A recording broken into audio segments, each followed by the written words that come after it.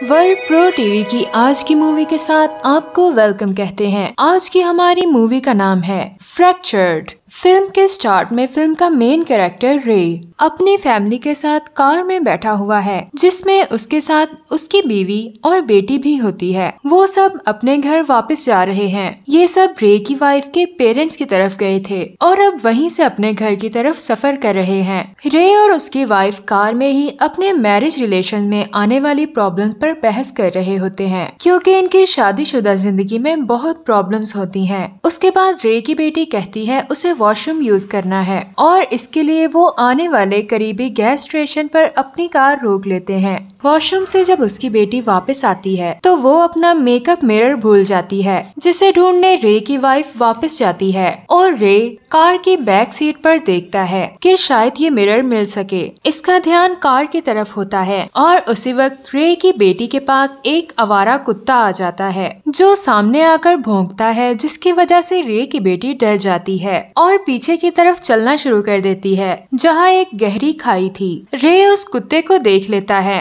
और उसको डराने के लिए उसकी तरफ एक पत्थर फेंकता है ताकि वो डॉग भाग जाए। पर इसी हलचल में रे की बेटी उस होल में गिर जाती है। रे अपनी बेटी को बचाने के लिए बगैर कुछ सोचे समझे उसमें छलांग लगा देता है और उसको सर पर चोट लग जाती है। इस वक्त तक इसकी वाइफ भी वॉशरूम से उधर आ चुकी होती है। रे की परेशान वाइफ ये सब देखती है और आराम से उस होल में उतरती है और अपनी बेटी के जख्म देखती हुई नजर आती है।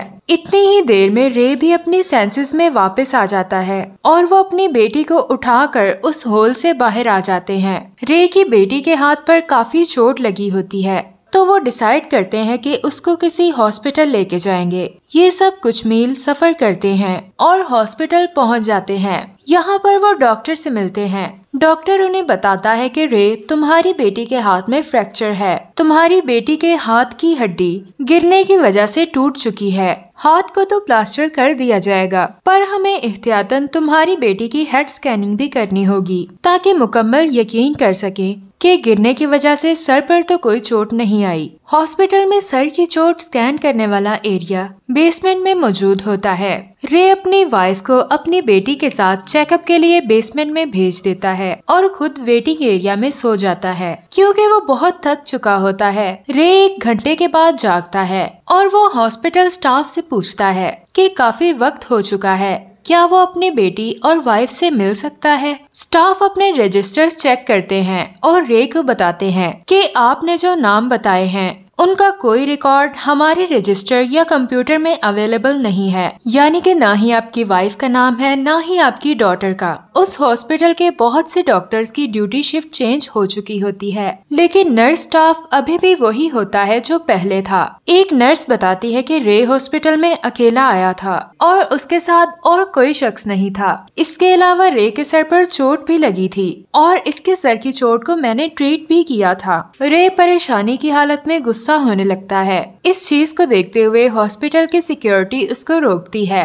हॉस्पिटल स्टाफ उसे नींद के ड्रग्स देते हैं ताकि वो काम रहे और मजीद झगड़ा ना करे। इसके बाद रे को एक कमरे में बंद कर दिया जाता है। जब वो अपने नशे से जागता है जो उसे ड्रग्स दी गई होती हैं, तो वो उस कमरे से भागकर बाहर आ जाता है। यहाँ वो 2 पुलिस ऑफिसर्स को हाथ से इशारा करता है और उन्हें ये सब हुए वाक़े के बारे में डिटेल्स में बताता है और आखिरकार पुलिस ऑफिसर्स को इन्वेस्टिगेशन करने के लिए मना ही लेता है। जब पुलिस उसके साथ हॉस्पिटल में दोबारा आती है तो मजीद इन्वेस्टिगेट करती है, जिस पर मालूम होता है कि वाकई रे अकेला आया था और उसके साथ उसका कोई फैमिली मेंबर नहीं था। रे बताता है कि हम गैस स्टेशन पर थे और वहाँ मेरी बेटी गलती से गिरी और बाकी सब डिटेल्स भी बताता है। तो पुलिस ऑफिसर्स ने डिसीजन लिया कि हमें गैस स्टेशन पर जाकर देखना चाहिए, शायद कोई क्लू मिल जाए। अब वो पुलिस ऑफिसर्स और रे मिलकर गैस स्टेशन पर पहुंच जाते हैं। जब वो पुलिस ऑफिसर्स उस होल तक पहुंचते हैं जहां रे ने कहा था कि उसकी बेटी गिरकर जख्मी हुई है,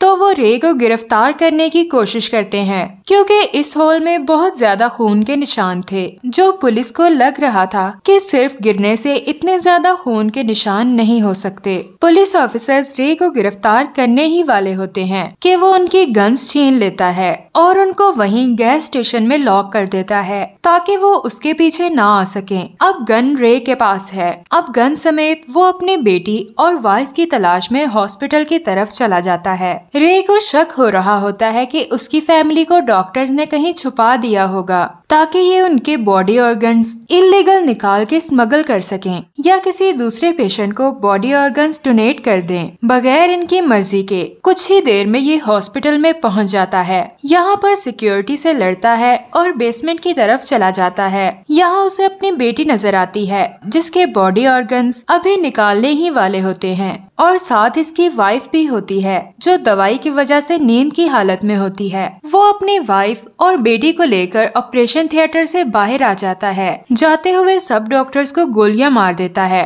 और यहाँ वो लोग कार में बैठकर चले जाते हैं। कहानी का मेन ट्विस्ट अब हमें पता चलता है। ये रिवील होता है कि इसकी फैमिली उसी गैस स्टेशन के पास वाले होल में गिर के मर चुकी थी। इसकी बेटी तो डॉग से डर के गिर चुकी थी जबकि इसकी वाइफ को इसने खुद धक्का दिया था और वो एक नुकीली चीज में जाके गिरती है जिससे उसकी भी मौत हो जाती है। यानी कि दोनों डेथ्स उसी वक्त गैस स्टेशन पर हो चुकी थीं और इन दोनों की बॉडीज शुरू से ही कार की डिग्गी में मौजूद थीं जो कि इसने खुद रखी थी। ये सब कुछ जो हॉस्पिटल में होता रहा, जैसे कि इसका कहना था कि मैं अकेला नहीं आया। हॉस्पिटल स्टाफ पर बॉडी ऑर्गन्स का इल्जाम लगाना या फिर पुलिस ऑफिसर्स की हेल्प मांगना, ये सब इसका साइकी प्रॉब्लम था। यानी कि इसका मेंटल डिसऑर्डर था। इसका कॉन्शियस और सब कॉन्शियस माइंड दोनों एक साथ नहीं दे रहे थे। हालांकि ये कत्ल इसने खुद ही किए होते हैं और इसका दिमाग शुरू से ही ये सब कहानी बना रहा होता है ताकि जो मर्डर्स उसने किए वो इससे इनकार कर सके। रे एक जहनी मरीज है